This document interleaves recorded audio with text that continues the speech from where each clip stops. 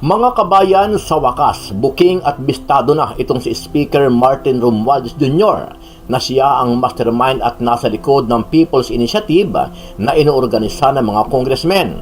Matatandaan na ilang beses at paulit-ulit na itinatanggi ni Romualdez na wala siyang alam tungkol dito. Pero sa ginanap na pagdinig sa Senado sa pangunguna ni Senator Amy Marcos, tila huli ang mga tauhan ni Romualdez na siya bilang Speaker of the House ang nagmamaniobra dito. Wala namang masama magtipon-tipon sa bahay ng Miss Quisino. Ano ho yan? Dalawang townhouse. Hindi, kanino na, po? Kaninong lugar? Inyo? Bahay mo? Bahay mo po? It's a meeting Attorney place. Abisado, please. It's our meeting place. No, pero sino may-ari? Sino ang... Sino may-ari ng bahay? Si Speaker Romualdez po. Bahay ni Speaker Romualdez. Yes. Ganon. Hindi ba maliwanag? Hindi ba maliwanag kung bahay ni Speaker siya nagpatawag ng meeting, di talagang Ako po nakikialam si Speaker sa People's Initiative? Sa umpisa pa lang ng pagdinig sa Senado, tila mainit ng dugo ni Senator Amy Marcos sa kanyang pinsan at tinawag niya itong makapal ang mukha. Ang sino man magsabi na walang paki ang Senado sa usaping ito, isa lang ang masasabi ko, walang gamot sa kakapalan ng mukha mo. Matapos ang mga maiinit na banat ni Senator Amy, tila naging maamong tupa itong si Romualdez at may pakiusap sa kanyang pinsan na tigilan na ang bangayan sa halip ay mag-focus na lang sa kanilang mga trabaho. Pero tila ayaw paariglo ng senadora at sinabi niya na sinagot lang niya ang mga patutsada ni Romualdez na wala siyang pakialam sa Senado. Ceasefire daw. Wala daw bastusan. Siya naman na nagsabi, walang pake ang Senado. Ayan. Siya nagumpisa. Nung inugali ko, yung ugali niya, umiiyak siya. Samantala, umamin ang ilang mga nakatanggap ng pera kapalit ng kanilang pirma kung saan ay sinabi di umano sa kanila na utos daw ng Pangulong BBM ang pangangalap ng pirma para baguhin ang ekonomiya. Utos daw po yun ni BBM. Yun po yung exact word. Ay, ganon. At sumusunod lang sila. Opo. Kung utos ng Pangulo, ba't hindi ninyo sinunod? Meron po akong freedom of choice.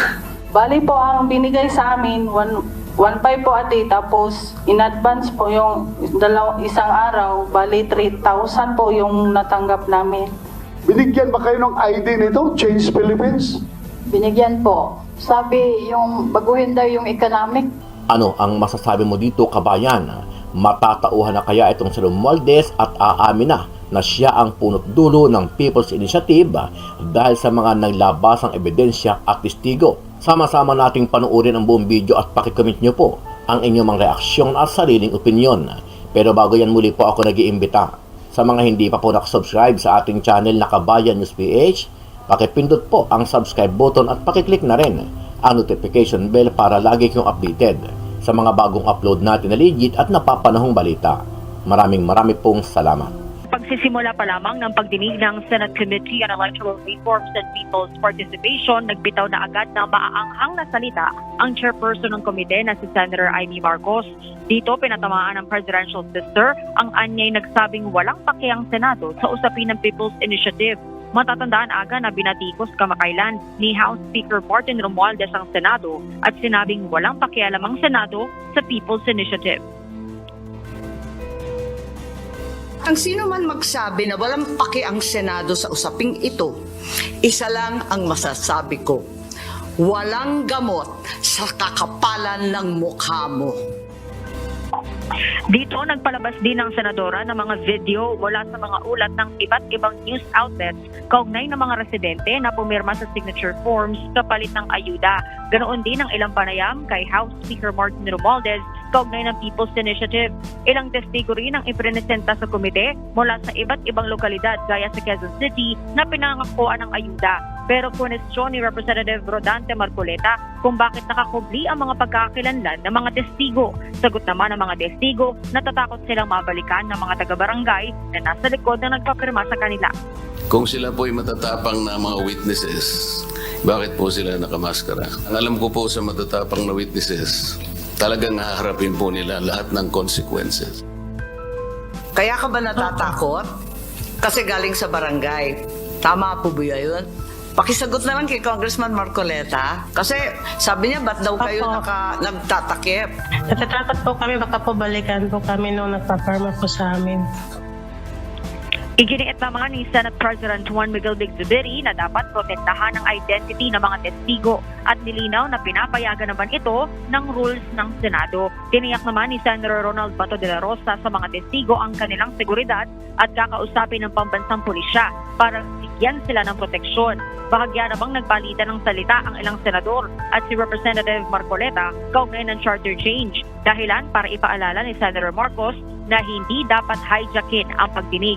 Nais namang ipasabina ang isang attorney Anthony Abad na sinasabing nasa likod ng pagpapapirma para sa People's Initiative, ngunit nasa ibang bansaan niya ito batay sa natanggap na impormasyon ng komite. Hindi pinatulan ni Speaker Martin Romualdez ang maaanghang na pahayag ng pinsang si Senator Amy Marcos nang simulang dinggin sa Senado ang kontrobersyal na pangangalap ng pirma sa People's Initiative campaign upang amyendahan ng saligang batas.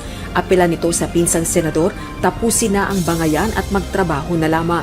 Ginawa nito ang pahayag sa nagpapatuloy na hidwaan sa pagitan ng dalawang kapulungan ng Kongreso, bunsod ng People's Initiative campaign na nabahiran ng alegasyon ng panunuhol at paggamit sa kaban ng bayan. Pakiusap pa ni Speaker Romualdez kay Senator Marcos, hindi kailangan ng bastusan, lalo't hindi ito magandang ehemplo sa mga kabataan. Bukas din anya siya sa pagkakaroon ng makabuluhang talakayan upang tugunan ng mga issue at concern kaugnay ng interes ng taong bayan. Sagot naman ni Senator Amy sa pakiusap ni Speaker Romualdez. Ceasefire daw. Wala daw bastusan. Siya naman ang nagsabi, walang pake ang Senado. Ayan. Siya nag-umpisa. Nung inugali ko, yung ugali niya, umiiyak siya. Umapila naman ng House Leader sa Senado na pagtuunan na ng pansin ang resolution of both Houses No. 6 na naglalayong amyendahan ng economic provisions ng 1987 Constitution. Ito ay lalo na't sinuspindi na ng Commission on Elections o COMELEC ang proceedings kaugnay ng People's Initiative campaign. There is only one sure way to stop that People's Initiative. And this I appeal to our friends in the Senate. You pass your RBH 6 and the House of Representatives will welcome it. You transmit it to us, we will welcome it with two open arms. Version nyo na. Kayo na bahala, magbalangkas kung anong version gusto nyo, anong economic provision. You pass RBH 6, the People's Initiative will be dead in the water. Yung abolition, mawawala yung Senado. Kung narinig niyo po ako, guni-guni niyo lang po yun. Wala po sa isip namin yun. Para rin sa House officials, pag-aaksaya lang sa oras ang pagsagawa ng pagdinig ng Senado kaugnay ng People's Initiative. Yes, it's a circus. I mean, buti na academic na eh. Nag-rule na yung COMELEC kahapon, en bang. Kasi another stumbling block na naman to na ginawa ng Senate para umusad na naman yung diskusyon sa charter amendments. So, I hope it's not a political strategy that they're employing to delay discussion on charter amendments. Sa huli, muling itinanggi ni Speaker Romualdez na sangkot ito sa anumang akusasyon ng vote buying kaugnay ng PI campaign at hindi rin ito ang utak sa pangalap ng pirma. Okay, pag-usapan natin yung nangyaring Senate inquiry kahapon tungkol sa People's Initiative. Napakaganda po ang resulta. Si Speaker Martin Romualdez, todo deny siya kasama ang kanyang mga congressmen na wala silang kinalaman. Magaling itong mga nag-iimbestigang senador, kompleto sila ng bala. Nako, nabuking po ang participation ni Speaker Romualdez dahil sa picture yung leader ng PERMA, si Mr. Oñate, todo dinay siya na hindi niya na-meet si Speaker, wala siya, nako, nung ipinakita yung picture, sa bahay mismo ni Speaker Romualdez, nandun si Mr. Oñate at mga leaders ng PERMA, wala na silang magawa.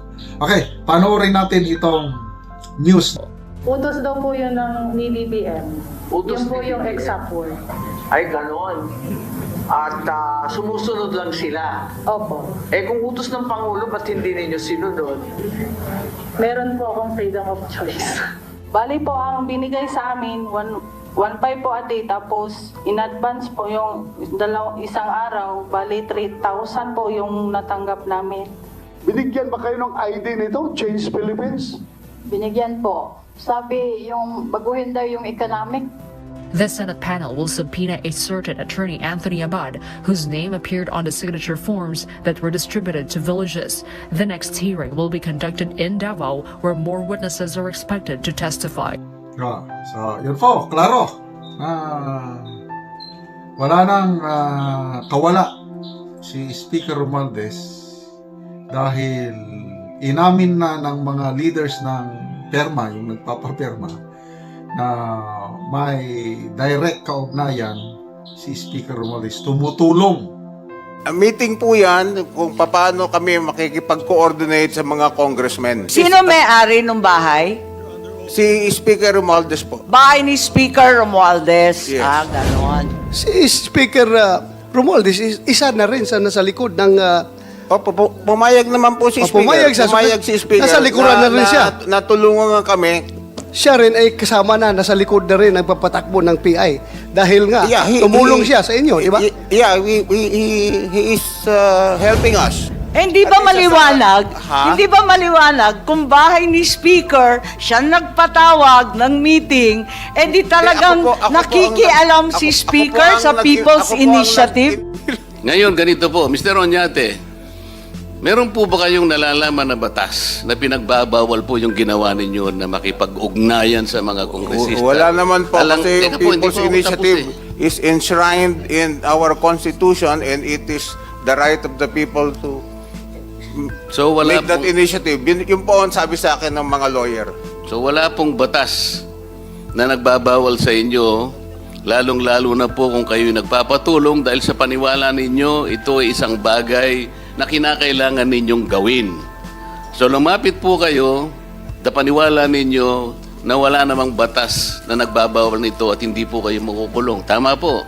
Tama po. Salamat po, Madam Chair. Thank you for all the leading questions. Maraming salamat sa ating kongresista. Napakagaling na abogado para kay Mr. Oñate. Madam Chair. Gusto ko lang balikan yung ating retrato na nandito sa harap natin. Galing po ito sa cellphone ninyo, January 8. Tama po ba, Mr. Oñate? Oo. Tama.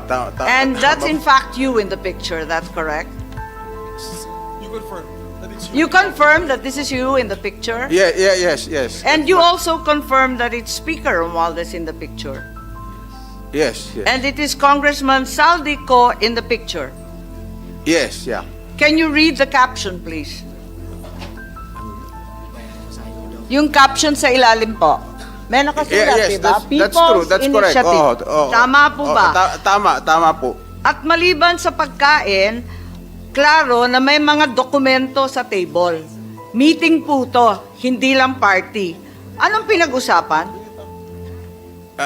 Meeting po yan kung paano kami makikipag-coordinate sa mga congressmen. Saan lugar to?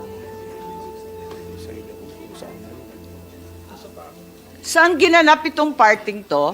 Para lang malaman namin. Sa ano po yan? Sa townhouse sa Forbes, sa Forbes Park. Kanino Malapit nga? Kaninong lugar? Ipaliwanag. Wala namang masama magtipon-tipon sa bahay ng Miss Kishino. Ano ho yan? Dalawang townhouse. Hindi, kanino na, po? Na Kaninong lugar? Inyo? Bahay mo? Bahay mo po? It's a meeting Attorney place. Avisado, please. It's our meeting place. No, pero sino may-ari? Sino Sino may-ari ng bahay? Si Speaker Romualdez po. Bahay ni Speaker Romualdez. Yes. Ganon. So, ang naging Diyan host doon at po kami nagkumbida ay si Speaker Romualdez. Tama po Ako ba? po ang nagkumbida. Dapat Paano po ka magkukumbida? Di mo bahay. Oo nga. Bira naman. Oo nga po. Dapat po yan sa bahay ko. Dahil meron ho akong party house sa Dasma. Walang tao doon. Pero hindi ba maliwanag na kung bahay ni Speaker... Ang sabi ng staff, doon na lang gawin sa bahay ni Speaker. Dalawang bahay ni Speaker Isa sa McKinley at isa... hindi ba maliwanag? Hindi ba maliwanag kung bahay ni Speaker siya nagpatawag ng meeting, di talagang nakikialam si Speaker sa People's Initiative? Ako po ang nag-initiate ng meeting. Pero sinabi po na doon na lang gawin sa townhouse ni Speaker. But ako po ang nag-initiate. Ay, dapat po ganon. sa bahay ko, pero sinabihan ako doon na lang pumunta. Sino nagdala ng papeles? Kasi bahay niya. Ikaw nagdala ng papel? Ang mga lawyer po. Yung mga lawyer. Ang mga lawyer po, dala-dala So, nila bahagi yung mga ka papeles. talaga ng Project PI. Yung Project PI na tinetext sa mga kongresista, pati ako nga na-text kasi luma na yung number ko eh. Bahagi kayo ng Project PI? Yeah. Kasi I sought the help of the speaker. Inamin ko Yeah, naman po. you've said that before. Natulungan kami Opo. dito sa signature gathering. Right. Okay, kilala ninyo itong sina Attorney Redentor Tuason? I don't know. Suset Sumalinog, Timothy Lagundi. Kilala ninyo itong mga to? Hindi po. Okay. Kasi meron kaming mga screenshot doon sa Project PI na galing sa mga congressman. At sabi mo, nakikipag-coordinate ka kay Speaker na CEO at sa mga hawak niyang Congress. Yeah, congressman. that's correct. That's correct, Madam Senator. Basta klaro na po yung participation ni House Speaker Martin Romualdez. So I don't know, earlier sabi niya wala siyang kinalaman, o ngayon inadmit na ng mga men on the ground na tumutulong siya. So ano ngayon? So lumalabas na ito hindi People's Initiative. Maraming ibig sabihin ng PI. Pwedeng Politicians Initiative. So, yun na, sa next hearing, yung si Mr. Oñate, meron na siyang partial compliance, inadmit niya na ang bulk ng funds galing sa Kongreso. So, kung sino pa yung iba, i-divulge niya na. So, salamat sa mga ganitong developing story. Talagang ito na yung pinaka-mainit na topic ngayon sa political situation natin. At wag po tayong maging kalmante dahil nasa delikadong kalagayan po ang ating konstitusyon dahil according to Tatay Digong, PRRD, sa kanyang speech sa Davao rallies, let's protect our constitution at all cost. Dahil yung objective ng mga proponents, itong mga nagsasagawa nito ay hindi para sa kapakanan ng taong bayan. Very clear yan. Paulit-ulit sinasabi ni PRRD na for the few politicians para ma-extend ang term nila